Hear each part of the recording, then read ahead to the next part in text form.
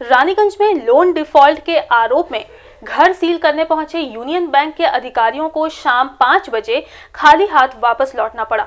घर के कमरों और दरवाजों को सील करने के बाद पुनः बैंक अधिकारियों को उन्हें खोलना पड़ा। मौके पर मौजूद एग्जीक्यूटिव मजिस्ट्रेट बैद्यनाथ हेम्ब्रम ने अपना ऑर्डर कैंसिल किया और वीरेंद्र कृष्ण बजाज उर्फ टिंकू बजाज को घर की चाबी पुनः सौंप दी गई। बताया जाता है कि शुक्रवार को लगभग 12 बजे घर को सील कर फिजिकल पोजीशन लेने पहुंचे बैंक अधिकारियों का इस बात पर विरोध किया गया कि उनके पास कोलकाता हाई कोर्ट का स्टे ऑर्डर है, जिस पर स्पष्ट लिखा है कि 15 दिसंबर के पहले घर को सील या फिजिकल पोजीशन नहीं ले सकते हैं।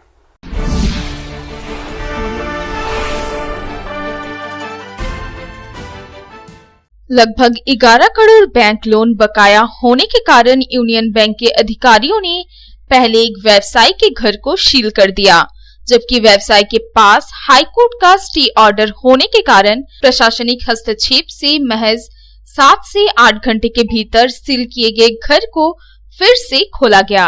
रानीगंज शहर के NSP रोड स्थित HDFC बैंक के निकट रहने वाले व्यवसायी वीरेंद्र कृष्ण उर्फ टिंकू बजाज के घर को यूनियन बैंक के अधिकारियों ने सील कर दिया।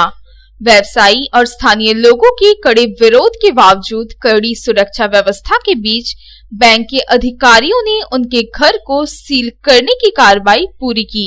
हालांकि इस मामले में उस वक्त नाटकीय मोड़ आ गया जब आसनसोल सदर के SDM द्वारा भेजे गए एग्जीक्यूटिव मजिस्ट्रेट बैजनाथ हेम्ब्रम की उपस्थिति में सील किए गए घर को फिर से खोला गया।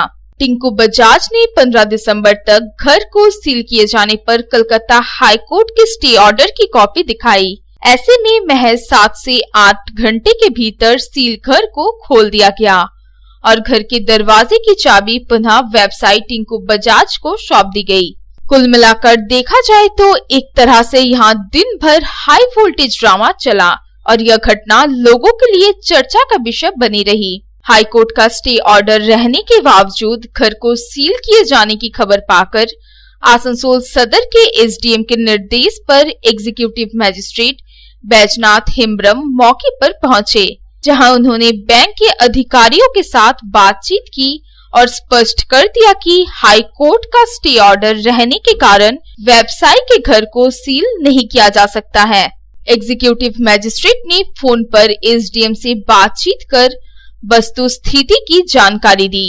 हालांकि इस बारे में जब ऐसी ड्यूटी मजिस्ट्रेट बैजनाथ हेम्ब्रम से सवाल किया गया तो उन्होंने कुछ भी बोलने से इनकार किया।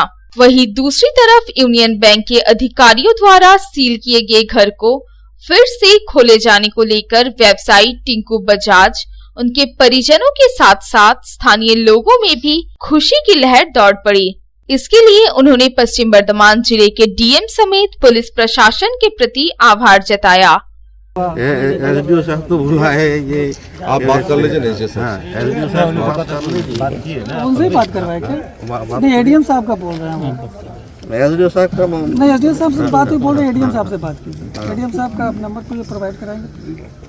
मेरा पास तो ADM नंबर नहीं है सर। ये सब होवे सर, आगे सील দাঁড়ান সব হবে তখন ধরে আমরা সমাজে জানান তো হবে। सुबह से हम लोग भी तो हैं सर, सब लोग हैं। ওয়েট ভিডিও সাহেবের সাথে বাত করে নেন না।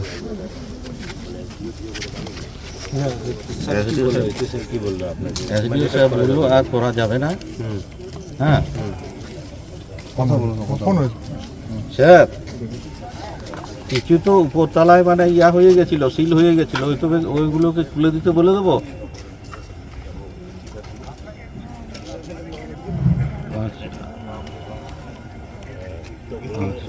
ঠিক আছে, আমার ব্যাংক অফিসের সঙ্গে কথা ওই চিফ ম্যানেজার একটু কথা বলবে স্যার। व्यवसायी टिंकू बजाज ने कहा कि शुरू से ही हम लोग यूनियन बैंक के अधिकारियों को बार बार हाईकोर्ट द्वारा दिए गए स्टे ऑर्डर की कॉपी दिखाने का प्रयास कर रहे थे, लेकिन बैंक के अधिकारियों का रवैया खराब था और वे कुछ भी सुनने के लिए तैयार नहीं थे। आखिर में उन्होंने हाईकोर्ट के स्टे ऑर्डर की कॉपी DM समेत तमाम प्रशासनिक अधिकारियों के पास भेजी। तब जाकर इस मामले में प्रशासनिक हस्तक्षेप हुआ और उनके सील किए घर को फिर से खोला गया। का ऑर्डर है। मैंने सोचा मेरे पास हाई कोर्ट कैलकाटा का ऑर्डर है, आप लोग 15 दिसंबर तक पोजीशन नहीं ले सकते। स्टे में क्लियर लिखा हुआ, मैंने उनको कॉपी भी दी, मैंने सब जगह कॉपी भी सर्व कर दी थी, रानीगंज थाना, आसनसोल, ACP, DM, SDM सब जगह मैंने कॉपी भी सर्व कर दी थी। लेकिन बैंक ऑफिसर्स का एटीट्यूड ठीक नहीं था। वो सुबह से मुझे हैरेस कर रहे थे, धमकियाँ दे रहे थे कि आप घर खोलो नहीं तो तोड़ देंगे। घर का सारा सामान उन्होंने फेंकना चालू करवा दिया।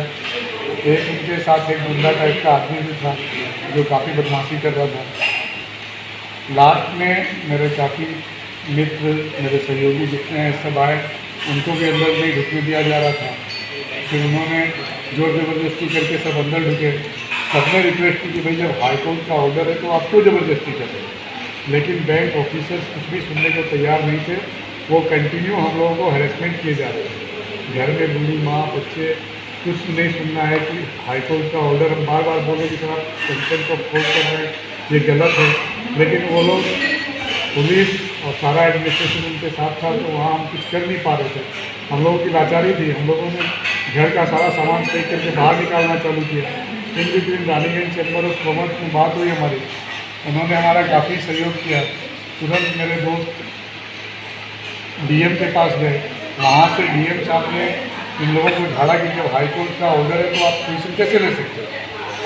मजिस्ट्रेट विश्वनाथ इब्राहिम आए थे, उन्होंने लास्ट में सारा घर का सील वगैरह खुलवाया और पोजीशन हम लोगों को वापस दी। रानीगंज से संजय भंडारी की रिपोर्ट, पब्लिक टाइम्स। अब आपके अपने घर के सपने को साकार करने के लिए सालुजा रेसिडेंसी लेकर आया है ड्रीम सिटी, डेवलप्ड बाय विपद वरन मंडल। Contact number 8170016435. उत्तम Ghosh. Contact number 8170037005. Jairam Singh. Contact number 9332997757. और विक्की सिंह सलूजा। Contact number 8637380398. अत्याधुनिक सुविधाओं के साथ 2.5 कट्ठा, 5 कट्ठा, 10 कट्ठा और 16 कट्ठा के रेसिडेंशियल प्लॉट उपलब्ध हैं, वो भी आसनसोल, जामुरिया और रानीगंज शहर के कनेक्टिंग पॉइंट पर नेशनल हाईवे 2 के बिल्कुल करीब। सालुजा रेसिडेंसी में आपको मिलेंगे 40 फीट रोड, लाइट, बिजली, पानी, CCTV और एम्बुलेंस की सुविधा। तो फिर देर किस बात की, आज ही बुक करें residential plots. Site address Ranisair, opposite Lal Bangla Kanta, Jamuria.